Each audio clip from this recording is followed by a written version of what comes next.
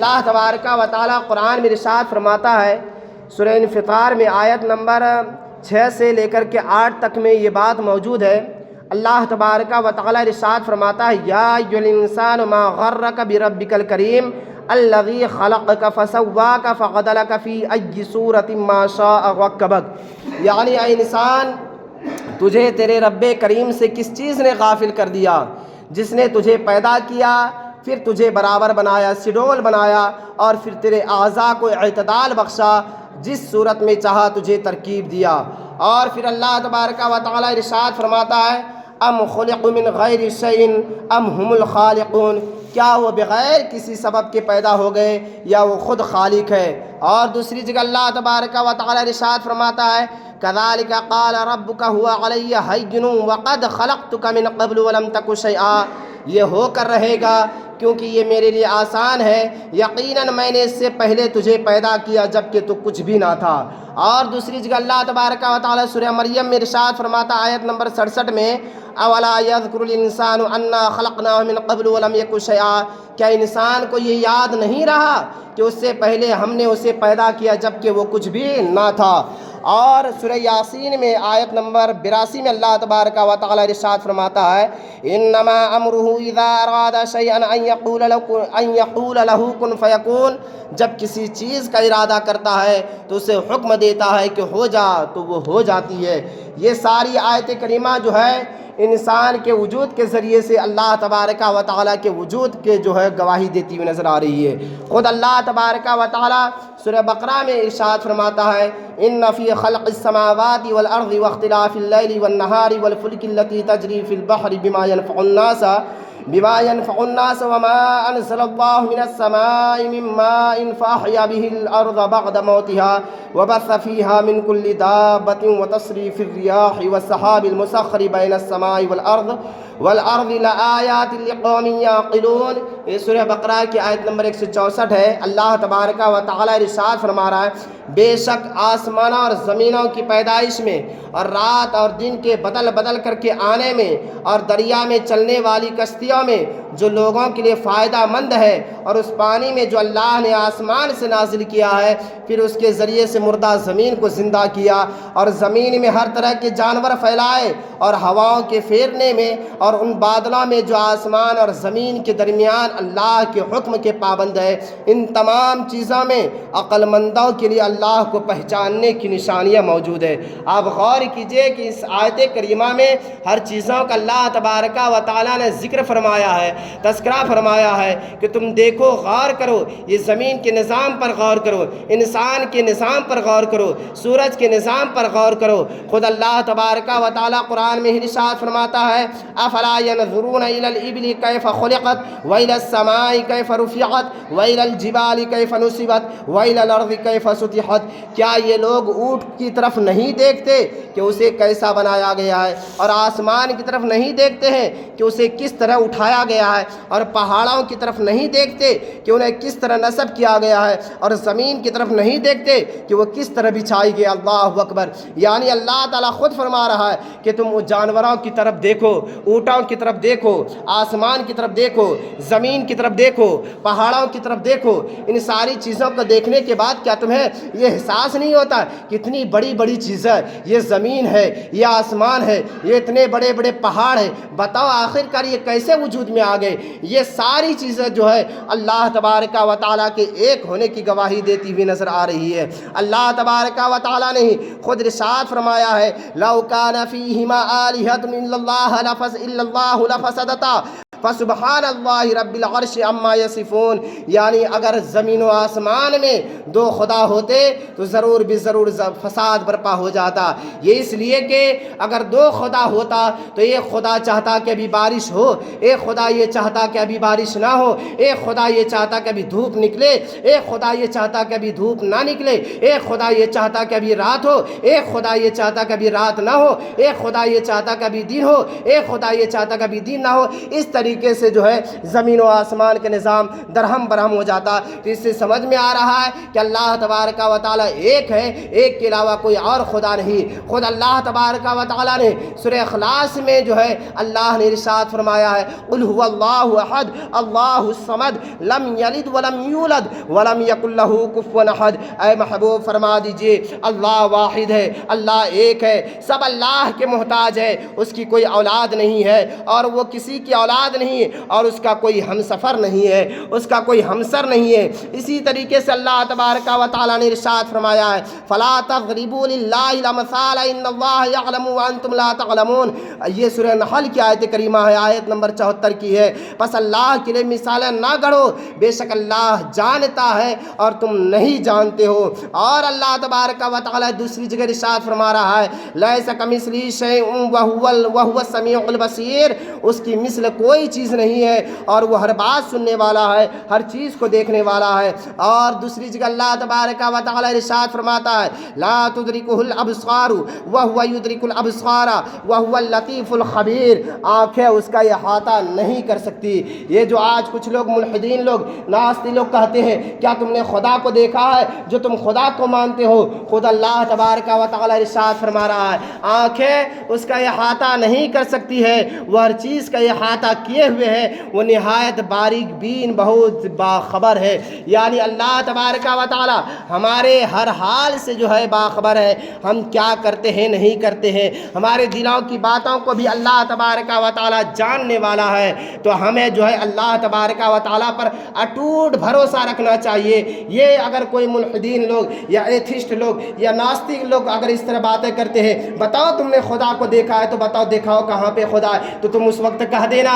لا الہ الا اللہ محمد رسول اللہ صلی اللہ تعالیٰ علیہ وآلہ وسلم، یعنی اللہ کے علاوہ کوئی خدا نہیں ہے اور میں محمد مصطفیٰ صلی اللہ تعالیٰ علیہ وآلہ وسلم پر جو ہے ایمان لاتا ہوں۔ دیکھیے ہر چیز کے لیے قانون ہوا کرتا ہے اور قانون بہت ضروری ہے۔ تمام انسانیت اس بات پر متفق ہے، یونیٹی کیے ہوئے ہے، اتحاد کیے ہوئے کہ انسان اپنی مرضی سے پیدا نہیں ہوتا ہے، نہ ہی اپنی مرضی کے گھر اور خاندان میں پیدا ہوتا ہے، نہ اپنی مرضی کے ہاسپٹل میں پیدا ہوتا ہے، نہ اپنی مرضی کے موسم میں پیدا ہوتا ہے، نہ اپنی مرضی سے ماں کا دودھ پیتا ہے، نہ ڈبے کا دودھ پیتا ہے، نہ اپنی مرضی سے بیمار ہوتا ہے، نہ شفا پاتا ہے، نہ اپنی مرضی سے جیتا ہے، نہ اپنی مرضی سے مرتا ہے۔ اپنی مرضی سے مرنے کا خودکشی کے سوا، خودکشی کے علاوہ تو اور کوئی طریقہ نظر نہیں آتا، اور یہ طریقہ بھی، یہ خودکشی والا طریقہ بھی کبھی کبھی جو ہے ناکام ہو جایا کرتا ہے۔ الغرض یہ کہنا کہ ہم اپنی مرضی سے جینا چاہتے ہیں اور اپنی مرضی سے مرنا چاہتے ہیں، یہ محض ایک جاہلانہ اور کم عقلی کے بنیاد پر جو ہے مبنی خیال ہے۔ پھر انسان کے پاس اپنا ملک یا قبیلہ یا خاندان چلانے کے لیے کچھ اصول بھی ہوا کرتے ہیں، کچھ ضابطے بھی ہوا کرتے ہیں، کچھ رولز بھی ہوا کرتے ہیں، کچھ پابندیاں بھی ضروری ہے۔ کوئی انسان خواہ کسی مذہب کو مانتا ہو یا نہ مانتا ہو، اس معاشرے میں کسی نہ کسی قانون کا پابند ہونا پڑتا ہے، ورنہ وہ انسان جا کر کے دانت ہی پستا رہ جائے گا اور قانون اسے ذلیل کر کے رکھ دے گا۔ اسی قانون کو آئین کہا جاتا ہے، اسی قانون کو شریعت کہا جاتا ہے، اسی قانون کو لا کہا جاتا ہے۔ اللہ تبارک و تعالی ارشاد فرماتا ہے سورہ نساء میں انا انزلنا الیک الکتاب بالحق لتحکم بین الناس بما اراک اللہ، یعنی ہم نے آپ پر کتاب اس لیے اتاری ہے تاکہ آپ اس کے ذریعے سے لوگوں کے درمیان خدا داد بصیرت سے فیصلہ فرما دے۔ انسان کی زندگی جو ہے وہ بے مقصد نہیں ہے، انسان کو بیکار کے لیے نہیں پیدا کیا گیا ہے، بلکہ ہر انسان جانتا ہے اور مانتا ہے کہ اس کے ایک دن زندہ رہنا ہے اور ایک دن مرنا ہے، اور جہاں سے آیا ہے پھر وہیں پر جانا ہے۔ اللہ تبارک و تعالیٰ نے خود ہی قرآن میں ارشاد فرمایا افحسبتم انما خلقناکم عبثا وانکم الینا لا ترجعون، کیا تم لوگ یہ سمجھ کر کے رکھے ہو کہ ہم نے تمہیں خواہ مخواہ پیدا کر دیا، بے مقصد پیدا کر دیا اور تم ہمارے پاس واپس نہیں آؤ گے؟ نہیں نہیں، بلکہ ہم نے تمہیں بے مقصد نہیں پیدا کیا ہے، بلکہ مقصد ہے، اور وہ مقصد کیا ہے؟ وما خلقت الجن والانس الا لیعبدون، کہ ہم نے انسانوں کو اور جناتوں کو عبادت کے لیے پیدا فرمایا ہے۔ پھر اللہ تبارک و تعالی ہی قرآن میں ارشاد فرماتا ہے کیف تکفرون باللہ وکنتم امواتا فاحیاکم ثم یمیتکم ثم یحییکم الیہ ترجعون ثم الیہ ترجعون، یعنی تم اللہ کا انکار کیسے کر سکتے ہو جب جب تم نہیں تھے تمہیں اس نے وجود بخشا، پھر تمہیں موت دے گا، پھر تمہیں زندہ کرے گا، پھر تم اسی کی طرف لوٹائے جاؤ گے۔ اللہ اکبر۔ تو کوئی بھی انسان اللہ تبارک و تعالیٰ کا انکار نہیں کر سکتا ہے، اور جو انکار کرتا ہے اسے ہی ایتھسٹ کہا جاتا ہے، اسے ہی ناستک کہا جاتا ہے۔ اس لیے ہمیں چاہیے کہ اپنے رب پر جو ہے اٹوٹ بھروسہ رکھے، اس لیے کہ ہر چیز کا خالق وہی ہے، ہر چیز کا مالک وہی ہے، ہر چیز کا رازق وہی ہے۔ اللہ تبارک و تعالیٰ ہی ہر چیز کو پیدا کرنے والا ہے۔ یہی ہمارا ایمان رہنا چاہیے، اور یہی پڑھتے رہنا چاہیے کہ آمنت باللہ و ملائکتہ و کتبہ و رسولہ والیوم الآخر والقدر خیرہ و شرہ من اللہ تعالیٰ والبعث بعد الموت، یعنی میں نے اللہ پر ایمان لایا اور اس کے رسولوں پر ایمان لایا، اس کی کتابوں پر ایمان لایا، اور آخرت کے دن پر ایمان لایا، اور مرنے کے بعد دوبارہ زندہ کیے جانے پر ایمان لایا، اور اچھی بری تقدیر کے خالق اللہ تبارک و تعالیٰ پر ایمان لایا۔ تو یہ ہمارا جو ہے کلمہ لا الہ الا اللہ محمد رسول اللہ صلی اللہ تعالیٰ علیہ وآلہ وسلم کا ہمیشہ جو ہے ورد کرتے رہنا چاہیے، اس سے جو ہے ایمان مضبوط ہوتا ہے۔ پڑھیے درود شریف، اللہم صلی علی سیدنا شفیعنا حبیبنا مولانا وبارک صلی علیہ صلاۃ و سلام علیک یا رسول اللہ صلی اللہ تعالیٰ علیہ وآلہ وسلم۔ آج ایتھیسٹ کی طرف سے، ملحدین کی طرف سے یہ سوال ہوتا ہوا نظر آ رہا ہے، کالج میں یہ سوال ہو رہا ہے، can religions guide humanity in today's era, کیا آج کے دور میں مذاہب عالم انسانیت کی رہنمائی کر سکتے یا نہیں کر سکتے؟ یہ سوال کالج میں اور یونیورسٹیز میں خوب کیا جا رہا ہے، اور یہ اس لیے ہو رہا ہے کہ آج کا انسان سورج پہ کمندر ڈال رہا ہے، سورج کی روشنی کو گرفتار کر رہا ہے، سورج کی شعاؤں کی گرفتار کر رہا ہے۔ آج کے انسان کے سامنے زمان و مکان کی وسعت سمٹی بھی نظر آ رہی ہے۔ پہلے کا انسان اپنی محدود زندگی اور محدود وسائل حیات کے ساتھ گزارا کرتا تھا، لیکن آج کا انسان پوری دنیا پہ قبضہ جما چکا ہے، اور دنیا سے بلند ہو کر کے کبھی سیاروں سے آنکھیں لڑا رہا ہے، اور کبھی ثریا پہ کمندر ڈال رہا ہے، اور کبھی اسپیس اور فضاؤں پہ کنٹرول کرنے کی کوشش کر رہا ہے۔ ان حالات میں، ان سچویشن میں آج کا انسان کہتا ہوا نظر آ رہا ہے، religion was the leader of that time when man was living backward, یعنی مذہب اس زمانے کا رہنما تھا جس زمانے کے انسان پسماندہ زندگی گزارا کرتا تھا، جس زمانے کے انسان جو ہے زندگی کے اعلیٰ ترین مادی قدرتوں مادی قدروں سے آشنا نہیں تھا، جس زمانے کے انسان اتنا ترقی یافتہ نہیں تھا، جس دور میں انسان فضا میں پرواز نہیں کر سکتا تھا، اور جس زمانے کے انسان ایٹمی دور کا انسان نہیں کہلاتا تھا، اس زمانے میں انسان اگر مذہب پر عمل کرتا تھا یہ اس کی مجبوری تھی، یہ اس کی لاچاری تھی۔ لیکن اگر آج کا انسان خلا میں اپنے لیے راستہ تلاش کر سکتا ہے تو پھر وہ زمین میں اپنے لیے راہ کیوں نہیں تلاش کر سکتا ہے؟ سورج کی شعاؤں کو گرفتار کر سکتا ہے تو وہ اپنے لیے اپنی راہ کیوں نہیں تلاش کر سکتا ہے جو اس کی زندگی کے لیے مفید ہوئے، and which is beneficial for his life. تو عزیزان ملت اسلامیہ، میں آپ حضرات کو اس سوال کا جواب دے دینا چاہتا ہوں۔ یاد رکھے بلا شبہ وہ مذاہب جن کی بنیاد اوہام و خرافات پر تھی، وہ مذاہب جن کی بنیاد خرافات پر تھی، وہ مذاہب جن کی بنیاد اساطیر الاولین پر تھی، وہ مذاہب جن کی بنیاد جو ہے محض جذبات پر تھی، وہ مذاہب جن کے پیچھے کوئی فلسفہ نہیں تھا، وہ مذاہب جن کے پیچھے کوئی فکر معقول نہیں تھا، وہ مذاہب جن کے پیچھے محض عقیدت تھی یا محض روایتیں تھی۔ یقیناً وہ مذاہب آج کے دور میں ترقیات کا ساتھ نہیں دے سکتے، وہ مذاہب آج کے دور میں جا کر شکست خوردہ ہو چکے ہیں، وہ مذاہب آج کے دور میں عصر جدید کی رہنمائی نہیں کر سکتے، مگر اسلام ایک ایسا مذہب ہے جو ہر دور کے لیے رہنما ہے، جو ہر عصر کے لیے رہنما ہے، جو ہر زمانے کے لیے رہنما ہے، ہر نیشن کے لیے رہنما ہے، اس لیے کہ اسلام کی بنیاد اوہام و خرافات پر نہیں ہے بلکہ معقول نظریات اور معقولات عقائد پر ہے۔ اسلام جو دعویٰ کرتا ہے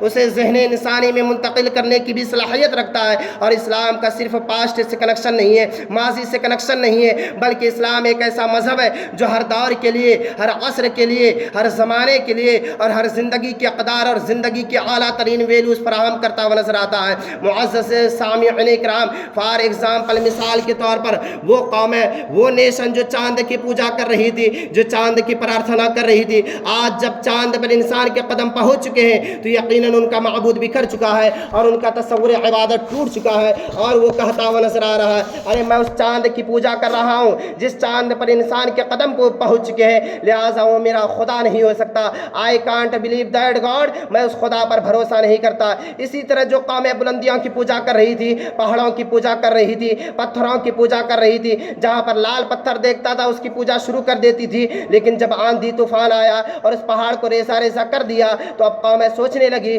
پہاڑ میرا خدا نہیں ہو سکتا ہے، ایک طوفان نے اس کے وجود کو ریزہ ریزہ کر دیا اور ختم کر دیا۔ اسی طرح وہ قومیں جو سورج کی پوجا کر رہی تھی، آخر کار جو ان ساری چیزوں کی پوجا کرتے ہوئے نظر آ رہی تھی، سارے کا جو ہے تصور عبادت ٹوٹ چکا ہے۔ لیکن وہ اسلام جو 1400 سال پہلے ہی کہا تھا، 1400 ایئرس ایگو ہی کہا تھا، وَسَخَّرَ لَكُمُ الشَّمْسَ وَالْقَمَرَ اینڈ ہی سبجیکٹیڈ فار دا سن اور اینڈ دا مون، یعنی اللہ تبارک و تعالیٰ نے چاند اور سورج کو قبضے میں کر دیا ہے تو اسلام کا کوئی نقصان نہیں ہو سکتا ہے، اس لیے کہ 1400 سال پہلے ہی اسلام نے جو ہے قرآن نے بتا دیا ہے کہ تمہارے قبضے میں چاند دے دیا گیا ہے، تمہارے قبضے میں سورج کو دے دیا گیا۔ بلا شک و شبہ ان تمام کے مذاہب باطل ہو گئے، لیکن ہمارا مذہب جو ہے ہمیشہ ہمیشہ رہے گا، اس لیے کہ قرآن نے ہمیشہ تمام انسانوں کو یہ دعوت سخن دیا ہے، افلا تنظرون افلا تبصرون افلا تشعرون افلا تعقلون، کہ تم عقل سے کیوں نہیں کام لیتے ہو، تم فکر سے کیوں نہیں کام لیتے ہو، تم دماغ سے کیوں نہیں کام لیتے ہو، تم سوچ سے کیوں نہیں کام لیتے ہو۔ تو آج سائنٹسٹ جتنا بھی ترقی کرتی جائے گی، مائنڈ جتنا بھی ڈیولپمنٹ کرتا جائے گا، اتنا ہی اسلام پھیلتا جائے گا، اتنا ہی اسلام نکھرتا جائے گا۔ تو اسلام کا کبھی بھی کوئی نقصان نہ ہوگا، اور اسلام کل بھی تھا، اسلام آج بھی ہے، اور اسلام ہمیشہ رہے گا۔ بس ہمیں اس بات کی ضرورت